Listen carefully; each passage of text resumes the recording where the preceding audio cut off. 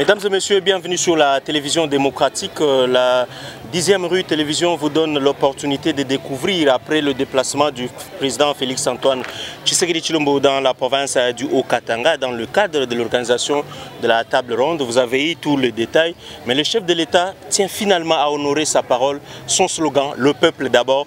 Voilà pourquoi la télévision présidentielle vous donne cette opportunité de découvrir ce qui se passe ici dans la province du Haut-Katanga. Vous les constatez, nous sommes à plus de 50 km de la ville de Lubumbashi.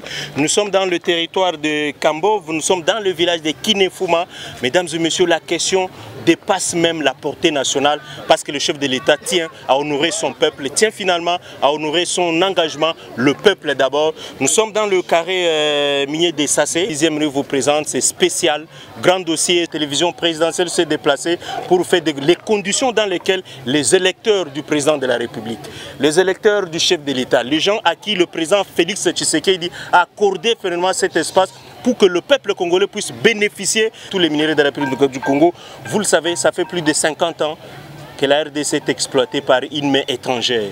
Et aujourd'hui, le chef a décidé de remettre à la population congolaise, le tenant du pouvoir, son peuple, le peuple d'abord, le pouvoir de gérer lui-même ses propres minéraux. Et pour en parler, je vous l'ai dit, nous sommes dans le village Kinefuma, un village qui regroupe aujourd'hui plus de 50 000 personnes. Ça fait un électorat impossible et incroyable pour un président de la République. La question dépasse la portée politique. Et ici, on retrouve toutes les tribus, les gens venus de toutes les provinces, même de l'Afrique du Sud. Je vous donne ma parole et vous allez les découvrir. La maison ici est historique parce que c'est la toute première maison à voir les jours dans ces villages. Est-ce qu'on peut voir quelqu'un là-dedans? Oui. Ah, papa, venez, nous sommes ici. Merci. Le chef de village, vous les voyez, lui, il a un témoignage. Il accueille les gens venus de presque toutes les provinces et tous les pays frontaliers.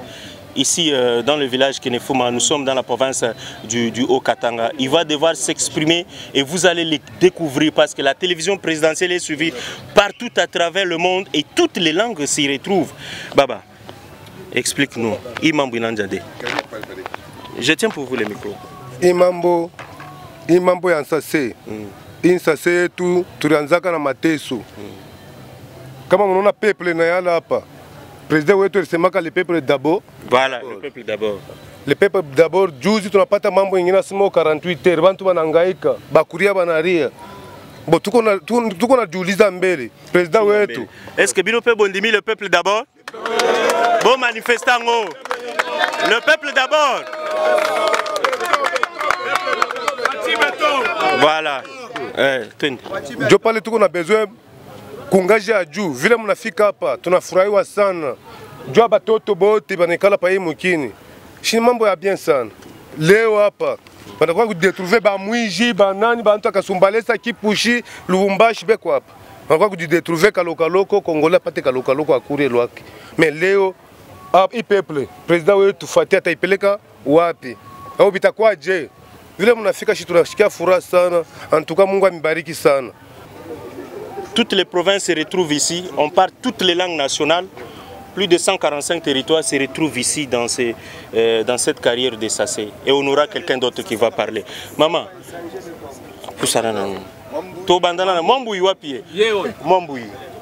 nous commençons l'historique de l'affaire. Mère Loba. Lakini mimi nitasema hivi, tunachoka kwa mambo ya Kiabula.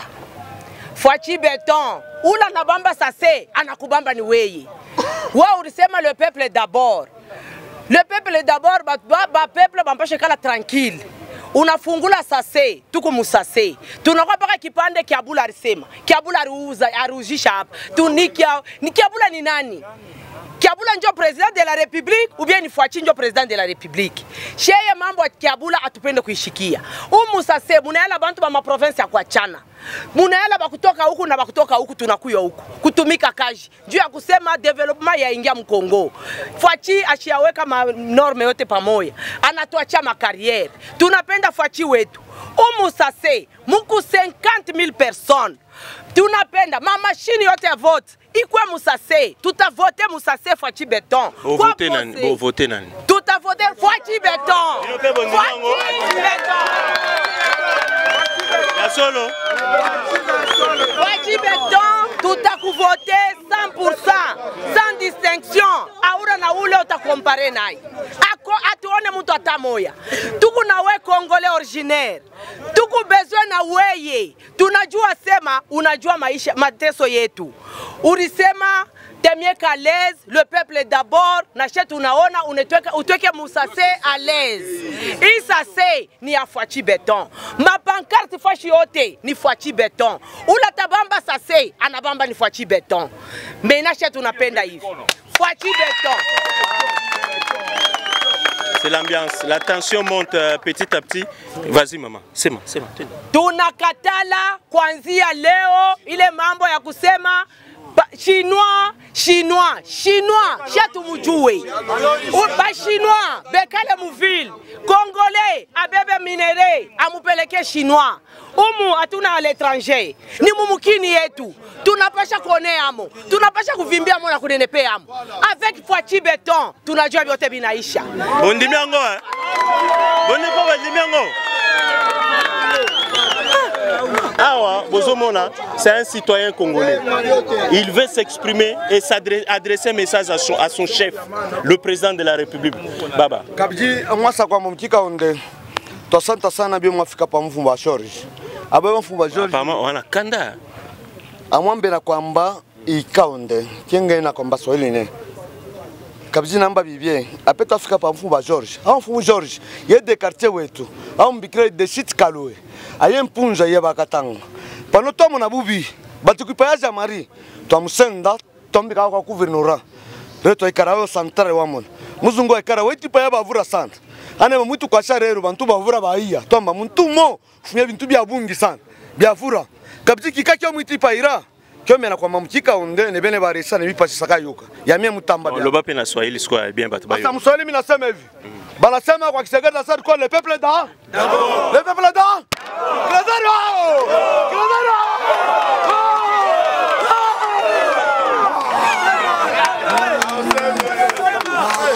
Zonga, rudia hivi so sema. Sema sasa. Swahili. Bala sema hivi. Bakasema nasema ikala jitulu. Bakasema nasema ikala jitulu. Makara ni fasi. Wa forage, ave forage na roi. Wa matari yake. Makuta ikatosaka taipata siku hii. Mwebotola watariteso atapa. Ula tariteso atapa. Na mama abito atapata. Na wabi baba utapata. Warengalang atapata. Mwebote.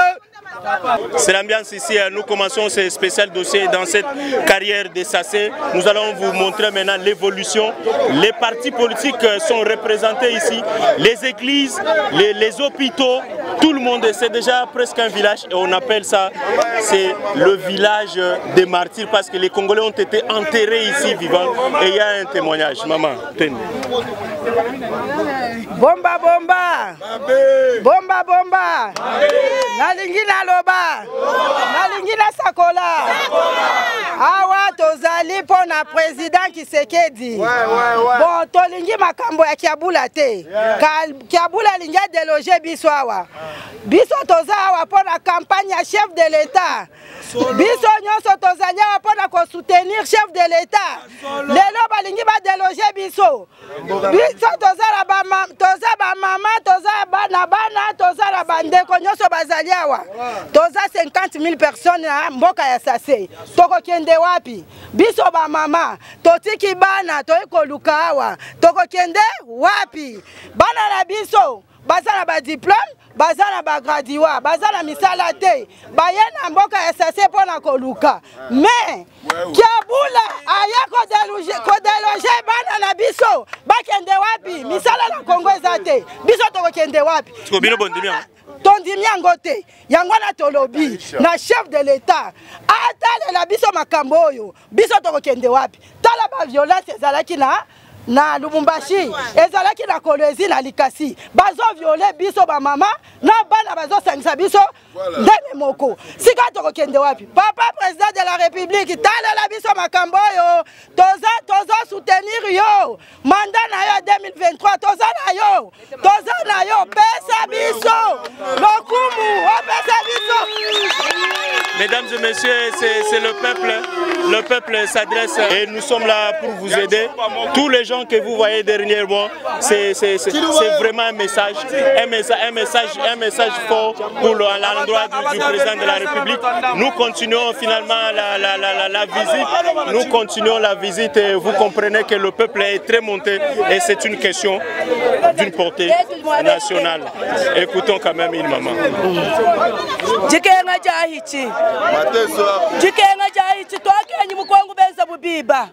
batulekele kwaku hetu tetu babena bamwena kwangu tuja kutunako hetu tuvala tetu betu bana kabena balonga katuji tetu anunzala bwakuja bwalu bukwala mwabwa kulala bwalu bukwala lelu twanyemi usantra tukaji muchisuku tukeba kwaku bantu kuimana tukeba kwaku tetu jibakampanda kaji tetu nitu yayenyi tujibwa kwenze chinyi bana betu tetu baba faninzala katwana zubu yakulala katwana mwaba wakuimanyina chabala nyau jutu ihata tujibwa kuyayenyi chabala tukebela mwaba utujiba tetu kuso Wambili mfumu chini. Wambili mfumu chef de l'État. Mfumu atwela na kwa kumeje batulekele kwa chijima chetu eche tuheta kwa kuhetu. Jikenga njitu hita ambila chabala tulekele kwa chijima chetu. Merci beaucoup madame. Mesdames et messieurs, on continue la visite. On vous fait découvrir un gros plan sur tout ce qui se passe dans ces villages des martyrs. Je rappelle que des Congolais ont été enterrés vivants dans ces villages et tout ça c'est pour l'intérêt. Ils veulent maintenant travailler pour l'intérêt de la République démocratique du Congo. Maman. Tujibana kwa kumunemu, tujibana ba chilomu. Chilomu puka chintu tamulejo abagalera. Kulela sawa maji kubilela nyi chitoka toka. Mama yoga nyini. Tetu tujibana munemu, tujibana kujituve munemu mkarriere. Tujinyibana betu. Tujinyibana tutwanya. Mwana mwenye ngenda nyungu kanyibila mbebi. Ngenda mpana. Matika ngenda nyungu luka nawu. Tuteka bijikwenyi. Batulekele kwa karriere ketwaka. Bwanyi tu mwana mushitu wasetu kanta kuvote chef de l'État. Tatu tu tujinenda. Tujibabenga.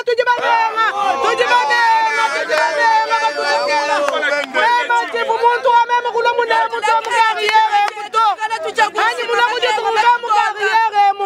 Wakwana bintu. Wabana banyi bavivre. Lenu tutumanyi baba kwata. Bantu kulubumbashi. Bayanamu bwakajime bujimi. Bakwa bubana mbaya bamamwa buka bamanya to.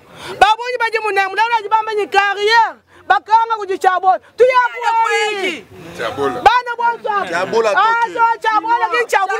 Merci beaucoup, mesdames et messieurs, c'est bon, c'est l'impression, c'est un message qui sera finalement bien reçu par le président de la République. Ça, c'est son peuple. Le peuple d'abord. La population demande qu'elle puisse continuer. Au-delà de ces 2 carrés, il faut ajouter encore plus de 30, 40. Ainsi, le peuple congolais peut jouir finalement des minéraux de son pays.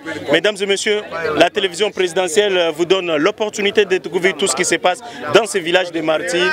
On va continuer la visite. Il y a encore beaucoup de choses qu'on doit vous faire découvrir. Restons tout simplement en contact.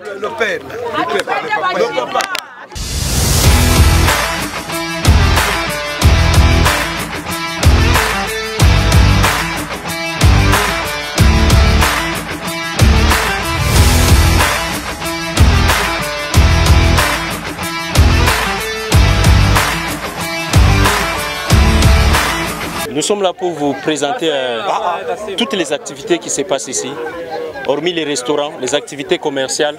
Les politiques se sont invités aussi dans la fête. Ici, nous sommes devant le siège de l'IDPS, le parti présidentiel. L'IDPS qui s'est aussi installé ici, implanté ici. Et c'est pour soutenir la vision du président de la République, le peuple d'abord. Vous avez les combattants. Combattants et où? Ah, on a carrière ça. Combattants et où? Siège à parti en haut. Ah, ils ont le peuple d'abord. Baba, allez-y. Ok. Comme on a isolé Oscar Kalonji. Naza combattant à IDPS na fédération à Lubumbashi, membre de la sécurité.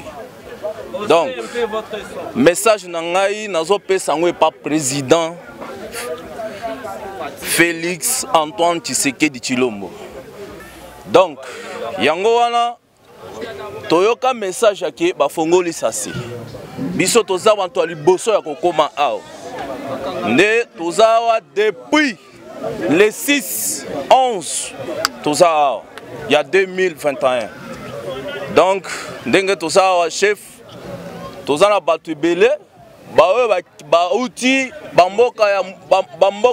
bamboka oyo ekeseni baza awa toye koluka ndenge olobaki ke bokende bosala mosala yango toza awa chef mais tozovandaka mwa minute muke tokoyoka kaka o bateki ngomba o bateki sasi o basali boy yango wana dimanche baye bapesi biso message akoloba ke awa décision finale bokobima lendi tomeki kotuna bayebisi biso ke eza gouverneur Kiabula nde ateki nde yango wana tosalaki manifestation mpona koyebisa ye ke Kiabula biso toza awa mpona toyeba nini yo okosala yango wana chefu nazopesa message oyo lokola toza na vision na yo awa oyo ezali vision ya Fachi mpona RDC. Attention Mati déjà. Ouais, attention c'est Mati ok. En tout cas message que tozo lancé direct c'est la part président de la République Yamboko Fachi Beton. Mon président, premièrement, te remercier nos responsables pour la carrière. Tout ça, Emmanuel Opungu, tout ça, Ogi Moulongo, tout ça, Sele, tout ça, Freddy, Batouana, ce sont des jeunes très combattants qui peuvent faire sa population. La carrière, tu vas te égorger, place, tu as 60 à 70 000 personnes, 50 000 crézers, qui bandits. Dans le Lubumbashi, Bazeno, Bazaki Kotelenga, Lubumbashi, Bazaki sans emploi. Mon président, jamais Kabila Loba toko trahir Congo te. Eza mboka na biso nous avons droit ya kolia biloko mboka oyo. Mabango le simelo na maboko. Toko profiter te ba chinois ba zo mbongo ba zo mbongo ebele. Biso devons souffrir. Bazeno oyo. Lelo vous avez oza conscient que na Lubumbashi calme ezali. Eza pona sécurité te. Eza pona gouverneur Kiabula te. Eza pona bazeno oyo ba vande ba zo occupation na mboka oyo. Ba ko sayo te. Bazeno otang bakomi occupé, bakomi koluka mbongo, basi ba emploi na bango na mboka oyo, ndo moni kimi va na Lubumbashi. Lelo Kiabula, alinga bibisa batu na mboka oyo, pona ba intérêt na pona ba chinois. Nous ne pouvons pas accepter. Donc accepter moi te moko te. En tant que batu oyo tozo encadrer ba jeune oyo. En tant que bateau tozo encadrer ba crézer na mboka oyo. Ce crézer abimi na mboka zo na Lubumbashi, on reçoit pas problème ko ebelé. Et sécurité ko so ebelé. Tu égorger ba bandi awa. Tu égorger ba tu mabenyo so awa. Bazu ba emploi ba tiki mabe na bango. Lelo ba ya ko bimisa bango pour l'intérêt ba chinois. Nous ne pouvons pas accepter. Nous avons droit ya kolia bénédiction ya mboka na biso. Vous êtes un homme de prière. Tolobi boé. Tozan a droit ya mboka oyo to bénéficier nango. Nous avons plus besoin ya chinois na mboka oyo. Nous lançons un message que to kosala bango mabe. Mboka na biso ezala bien, to yambaka batu nyonso to vandaka na bango. Na minute au chinois bima na carrière. Très bien. Chinois bima na carrière. Est-ce que besoin encadrer ba crézer bango bien? Besoin encadrer bango très bien. Crézer nyonso azao. Coopérative vraiment au Pungu. Ba Ogi, ba Freddy, ba Sele, besoin encadrer ba jeune bien. To vandi to sala musala mboka na biso. Et en plus, batu ba investir ba mbongo ebele awa. Ngana teki lupangu na ngai pona ko investir na ngomba. Sikota maninga bimisa batu. Bana ngana ko evana ba opa Kiabula. Olobi batu na bando sala mobulu na villa Lubumbashi. Baye awa. Siko bino bo sali nini pour que ba sala mobulu awa. Encadrer bango to pesa bango ba emploi pour soutenir social le chef de l'État. Bango bazolinga chef de l'État sala musala na mboko ote. Nous kotoyebi maele na bango. Chef de l'État ba onyo so baza ba lecteur na yo. Nous égorgeons même 60 à 70 000 personnes. Batine la biso, bureau de vote, tu voter chef de l'État.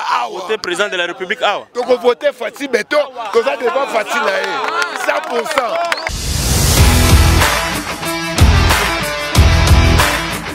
Na biso ndemboka na biso Fachi Beton tikeli biso. Toboyi kimoibi, toyana carrière poko yuluka. Toboyi nyonso. Toko luka mababeta biso garantie. Biso tokokende toko tomposer na Chino batikela biso ngomba. Toyo kanano, on va suivre. Non non doucement.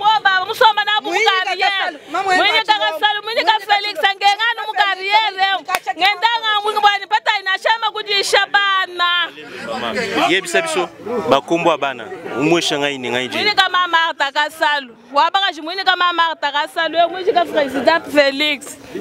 Donc les triplés ici portent le nom de Maman Martha Kasalu, président Félix ni ngai mko. Ministre des Affaires sociales. Avec le ministre des Affaires sociales. Ou le chef de l'État. Le chef de l'État nyanta iloko nyani musomba mu carrière munyi bana nkeka na bundela ndala na bwanshambe lu mumashika bantangile koku. Mesdames et messieurs, dans cette carrière de Sassé, vous avez il y a même un triplé qui porte le nom du président de la République, de la mère du chef de l'État et du ministre des Affaires foncières. C'est pour vous dire que dans cette carrière, dans cette cité qu'on appelle le village des martyrs, tout y est. Tout y est, les maternités, les hôpitaux, toutes les activités et la preuve, président de la République, Ndoyi Nayo Azawa. Voici le Fachi de cette carrière, il est là. Fachi Beton, Maman Martha Kasalu est là. C'est pour vous dire que ces gens ont droit à une vie et nous espérons que ce message a atteint la cible. Mesdames et messieurs, toujours la Sabino Maraminyon Soyo. Mon affaire d'amia sema eshi tuto keum. Tuto keum muche narambele mikono wangu. Oui. Kashako faire attention.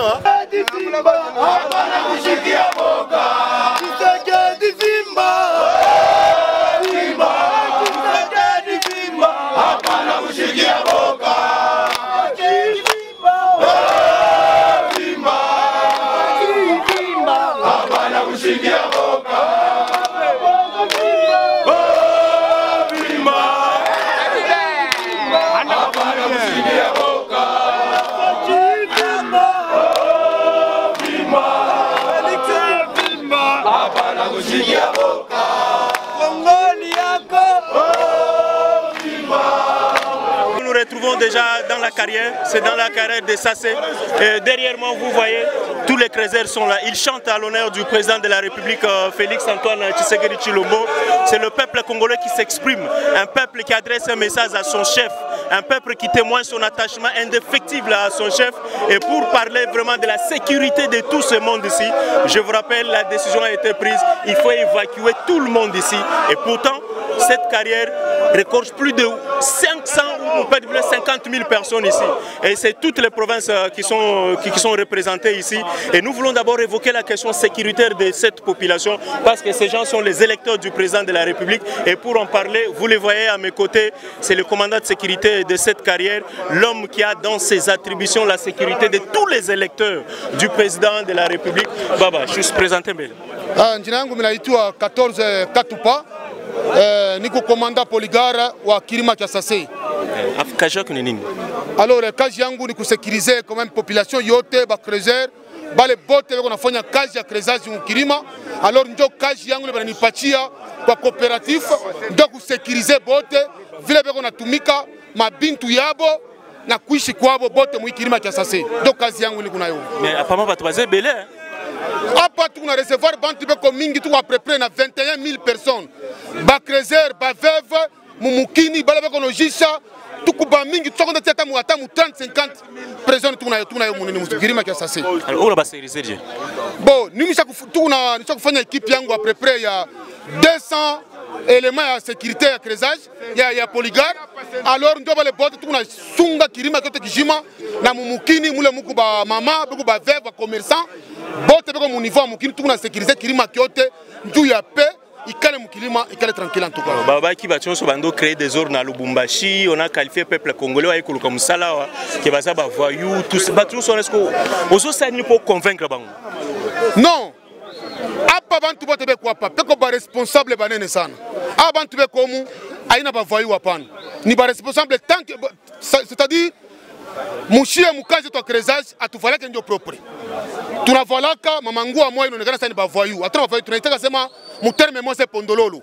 bantu botaba muku bantu basangusha mamoya yabo ya mingi sana mukariere toka kama moya ya mingi tukuna chumburisha manjimu angalia vile tunafanya bassin yetu tunafanya bassin kumikono tunaweka mamoya tukuna chumburisha bassin tupate matière chini alors tunalomba en tout cas kwa ile tunalomba quand même sécurité ya gouvernement provincial gouvernement national de façon que il protéger ile ma dépense tout ça kweka mukirima ndio tunalomba en tout cas ou mukirima atukale tranquille tukupa tunashika tanton batatoza mukirima tanton batatoza mukirima alors tunalomba quand même atukale à l'aise tuka mamoya ya mingi sana angalia kama unaangalia vyote ma produit ya mingi manjimu mabasi sio kufanya kwa mikono ile tunalomba quand même tukale kona si à l'aise ou mukirima qui assassin alors tant besoin message que faut ba benga na bato awa bato yo zo en cas de réaction na bango za indeni en tout cas réaction ya ba creuser na ba négociant na ba vendeur be comme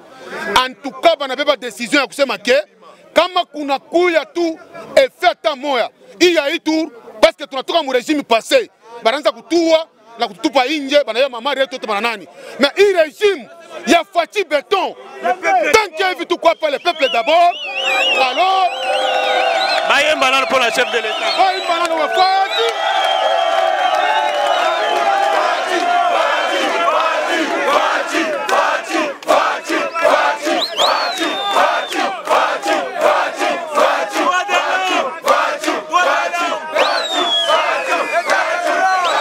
tout le monde l'a figé à chef de l'État. Message nous a lancé. Bon, message imite à l'État en tout cas, pour la population, ou pour l'autorité nationale, provinciale. Kama kuna isa insécurité mu ville Lubumbashi, wala mu Grand Katanga, aiko la police, wala force d'essai. Kama beko na implication mu ile insécurité ni à 30%.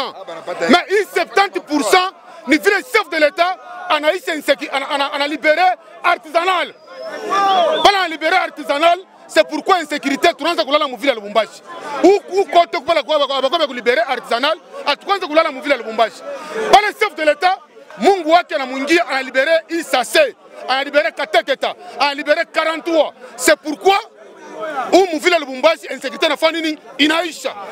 Bote ba mwivi, ba bandi, ba main armée bote banatoka mu ville bana kutubika makuta yabo umu banapata emploi umu depuis tunaanza kuchunga benefice sema tupate moya sema tuingie mu société hakuna entreprise ya kwezi kubeba hii population yote ibengise mu entreprise ikala keko à peu près comme 50 000 personnes 20 000 personnes jamais alors tunalomba kwa chef de l'état atimpliquer kui mambo tukuna vivre tunasikia mamenansi ya bazungu ke banafia kutosha munini banafia kuza kirima kama inapima kufanshika shi bote tutekala chini banatuya poko musase à peu près 20 000 personnes 20 000 que tu fais dans musase. Mesdames et messieurs, bon, c'est bon président, merci. Okay. Merci, vous le constatez, nous sommes dans une ambiance totale, ça chauffe. Plus de 50 000 personnes se trouvent dans cette carrière ici et tous soutiennent le président de la République et ils remercient le chef de l'État pour cet acte et ils veulent d'ailleurs qu'il puisse ajouter d'autres carrières. Bon, awa toza ce qu'on a président Barasta. Bino pe bozawa. Biso pe tozawa. En tout cas, OK. Si vous êtes le Djikoutapa, mie niko responsable ya Barasta. En tout cas, tuko au moins 45 000 personnes ya Barasta hapa pasase. Muivi tulitemba ma carrière ya mingi banetutosha, mais tulipata message que chef de l'État a libéré Kirima qui a sassé du social. En tout cas, tu les remercier, nous remercier chef de l'État à 100%. Ivi chef de l'État a retupatia qui Kirima, mais à tukale à l'aise. Parce que kipande tunasikia ma information kusema banafia kututosha. Oh kipande tunasikia information sema banosha Kirima. En tout cas, iki Kirima kiko 400 carrés, 145 carrés, mais hapa tuna utiliser 2 carrés. En tout cas, tunamulomba chef de l'État a d'impliquer comme mambo à toi assurer si ba jeune Katangé, ba jeune Lushwa na si tu di retrouver ko sinon tunateswa sana tulikuwa mu Lubumbashi insécurité, tracasserie, mais depuis tunakuya mu carrière la insécurité n'a diminué comme Lubumbashi. Très bien, président. Nous prenons maintenant On prend d'abord le président Augustin, vous allez parler après. Ah oui, on arrive là-bas. Les activistes, tout le monde va parler. Nous sommes là pour vous. On termine avec le président. Tozoya. C'est l'ambiance ici parce que le peuple s'exprime. Président, oui. Oui.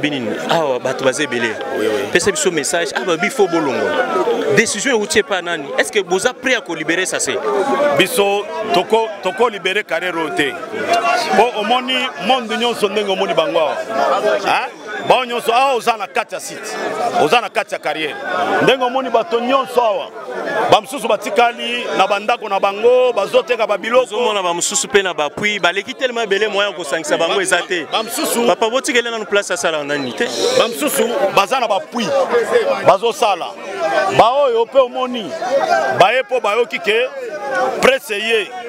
Ndenge ba que télévision présidentielle et pour la message à la population comme bango pas mokonza. Oui, tango ba yoki ke oeza nini presse à président de la République et comme une carrière et okolanda bango ndo moni bato ndenge batondi awa maintenant message on azo pesa eza message au ba autorité provinciale lokola gouverneur de la province oui.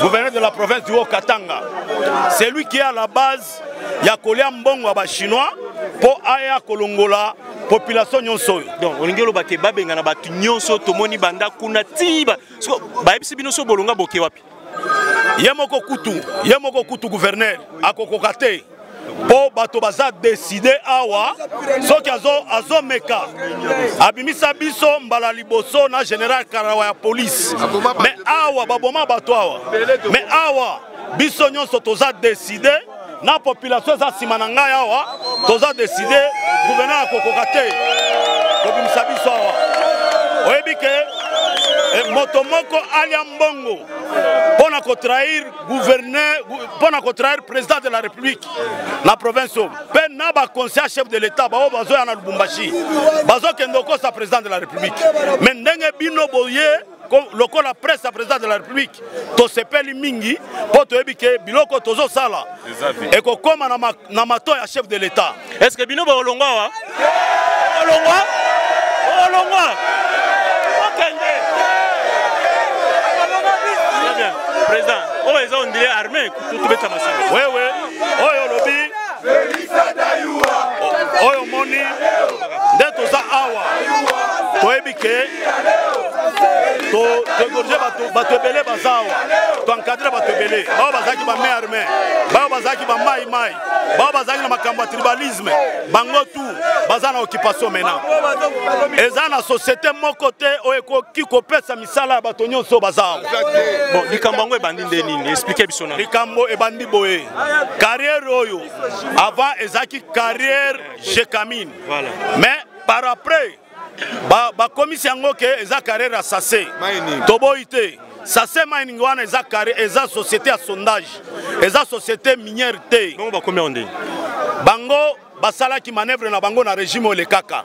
Nde basala ki manœuvre tango kipo azwaki contrat na Jekamine ake ko sala manœuvre a commission yango eza carrière Sase. Or ba Sase eza rivière eleki pembeni awa. Eza kombo ya société te. Mais basala yango na manœuvre na bango. Carrière eza na 145 carrés miniers. Maintenant biso toza na 2 carrés tozo sala. Donc zelala sur 145 bino boka na 2 mi balé kaka. 2 carrés sur 145. Sur 145. So ba mi balé on appelle ba botolango. Bali ba botolango. Maintenant biso tozo senga président de la République. Azwa 45 carrés. Atikela bango ba mindele wana so banani. Atikela bango 100 carrés. Mais 45 carrés wana etikela la population.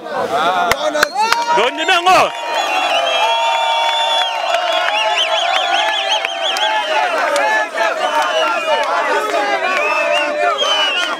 D'accord. Alors, nous évoluons, mesdames et messieurs. Est-ce que Boté va garder fou? Pourquoi vous allez infiltrer? Va garder fou, au moins le peuple n'y soir. Baza mobilisé. bazo kengela bango moko na moko bazo mikengela soki infiltra kote awa ye moko koyoka ke balobi selon ma information bakotsa moko mibale bazo kotsa ba policier aleni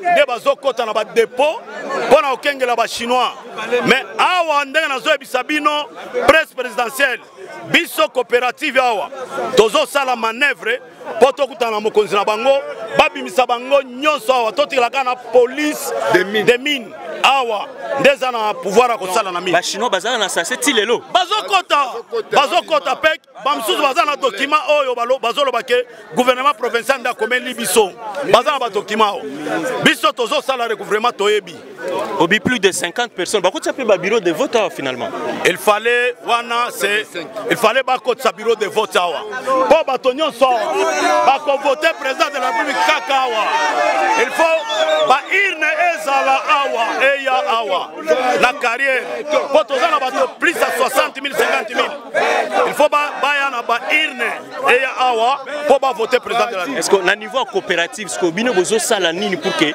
mu pression nyonso ana ici là pression nyonso ana lobi nazaki na bakonzi mosusu na Lubumbashi naebisa bango vérité pour la carrière assassin oyo tozana ba mosusu oyo totindi na Kinshasa il fallait nazo senga président de la République ayamba bango baebisa vérité sur place bakendaki lobi bazana na Kinshasa il fallait bakutana na bakonzi ebele na Kinshasa po baebisa président vérité oyo bakonzi na ye bazo kosaye. Est-ce que ça il kamoko bosani nazali kambote on a bosani mais batike la biso social oza social la chef de l'état les social la président de la République batika carrière oyo pona mboka na biso population oyo ezo se retrouver muke kimoyibi esili na Lubumbashi kimoyibi esili na Likasi Lubumbashi po bato ba province ebele bazawa tribalisme zate awa na kata sase tribalisme zate biso toboya kango poto sangani bato ebele bazo salaka misala na bango baza tribalisme. Très bien, tozo mtu asuka simana yo. Merci président. Un autre témoignage d'un Creuset, c'est lui qui monte dans les filles. Alors, Baba, on a seen. Mimi nasema njuu ya mambo ya karieri ya Nsase. Karieri ya Nsase tulihangaika mkarieri ya kwanza. Sasa ile sera fungurika ya kwanza balikuwa wanaleta desordre ya kusema wanaujisha kilima bapige 48 heures. Bakapiga 48 heures bakaua muntu mkarieri. Ikakuya prévu bantu batoke mkarieri. Bantu sa barikufa mkarieri, bantu bakatoka banenda. Mubantu kwenda kulikuwa souffrance ya mingi sana mubantu, bantu waza kuhangaika. Tunarudia deuxième sase hapa tunatumika tungariki mu maforage. Tunahangaika sana, tunateswa sana. President tuangalie ko Fati Beton atole ko rasie. Dui carrière hapa tuiko tungariki mu forage. Tuku bibi na batoto mafamiku mingi. Bon tutaishi je na tutafanya je. Par rapport ya sisi tunarudia Lubumbashi toka ba mwizi baba ndime arme. Kumbe ye president atuangalie ko na insase. Atona kwa sikwenda atwache kota na sisi tutumie ko tupate ko makuta na sisi tukubandu. Merci beaucoup. Merci. Bon, cette fois-ci, nous avons le président de tous les Creuset. C'est lui à qui tout le monde a fait confiance. Il peut s'exprimer. Bon, président, ok. À part Makambo, Batignon sur Balobi, il y a spécial au Koïb, sa chef de l'État Izani. Vraiment, pour nous, on a camoué fort. Pour eux, ils ont deuxième sachet. Tous ont la première sachet. Biso, tous ont fait des rebelles. Toi, Congolais. Bako traité biso na ndenge neti ba rebelle banini bakoti na mboka te ta la population ya monde ndenge ozomona bango ba Creuset eza pe ba rebelle te ya ba Creuset pa bato baye baza na cadre social baoluka na makasi na bango mais tala kaka to ali boso babomaka biso awa neti banyama neti bampunda awa na mboka oyo mais après quelques temps toye koyoka ke président de la République à saisir na makambo wana a libérer biso ngomba oyo.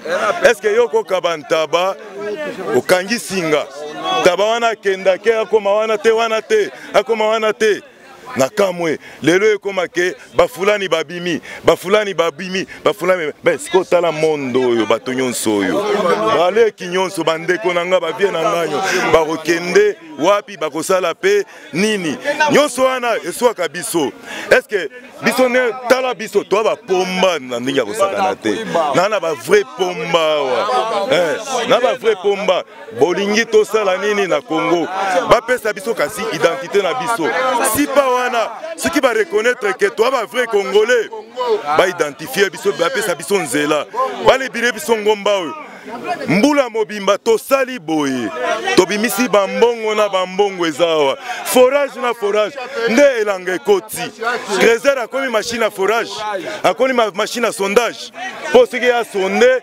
azwi place file ezali il faut que mindele eya il y a que le peuple d'abord ou que le mindele ou les chinois d'abord alors toko vivre ndenge Congo na biso ekomi neti mboka mopaya Congo na biso ekomi mboka mopaya bongo tokende kosalani parce que oyebisa chef de l'état ni na mokuse na bisi chef de l'état en tant que congolais na nyonso nga na lobi ekota ye na motema na ye soki aza vrai congolais a besoin na biso alakisa biso bolingo na ye. Mesdames et messieurs, ainsi prend fin cette tranche. On va quand même évoluer, on va changer encore de décor. On a chuté.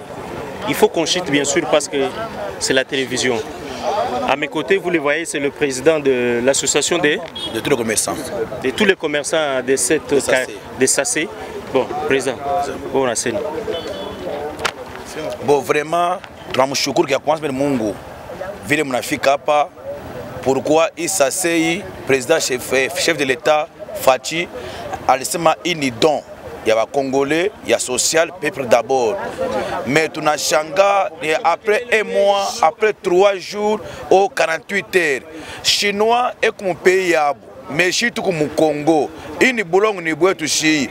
Comment muntu wambada to kutudirige shi je umu wetu mu bulongo. Est-ce que ba Congolais ba osala misala a ba se retrouver so ba yibo bima ba tona ba okewa parce que bazo ebiseni ta osolo na ba mingi benye kufanya masomo makaji ainako kuko bengine babandi bengine ni bandumba mais bantu nangaika sana banakuya umu beje trouver kama leo banasema pika 48 tuko moins de 42 000 personnes ici au SACE. Tusha kupidwa mingi sana baba kuba papa ba mama bena ujisha kuidebreke batoto bafunze masomo mais leo kasema pika 48 tutenda wapi na tukio Lumumbashi bwish munapita alors achi bantu population à l'aise ikale kimia tufunze masomo bato bafunze masomo ke apato angaike hivi leo 48 heures leo batemutosha sasa ikirima nikeba chinois nikanini boba autorité benye banasema kirima na ujisha baba watoto ya mwa mubulaya beba na kuria bien balala bien mais si tunangaika jua kukuria hata bukari wenyewe bako toshi yo mtende wapi mais ba gouverneur ba ministre ba autorité bao batoto abana ta umu mais beko mbari sana wanski meshi tuko umu na batoto na babibi mais tuna souffrir sana tout d'abord habitants Lumumbashi fama nyumba iko loyer iko bei sana mais toko kana munyu wapi musase umu kama sele tutoke leba babika na Twitter tutenda wapi chef de l'état tukuvoter au Congolais 100% ou tu compagnie vita et au comme toi inchi au des mères et des pères utukomane inchi ikirima atatoka bazungu ndio watatoka est-ce que unakuti jina sema Kalonji est-ce que ni Kalonji makasai Kalonji ngoko ikushine on kambo ni kambo tushie ana kambo tushie ce n'est pas bien. Alors le président de l'association des motards est où? Il est où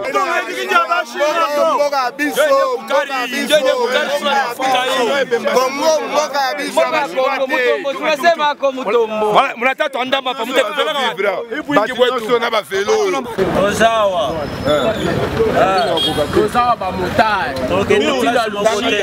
tozawa lushi ba bengani biso okumba moto na kati ya lushi toyena zamba wa poto sala musala to kombawa ba komwe bibisa siko biso liso na chasse awa to kendo okumba moto wapi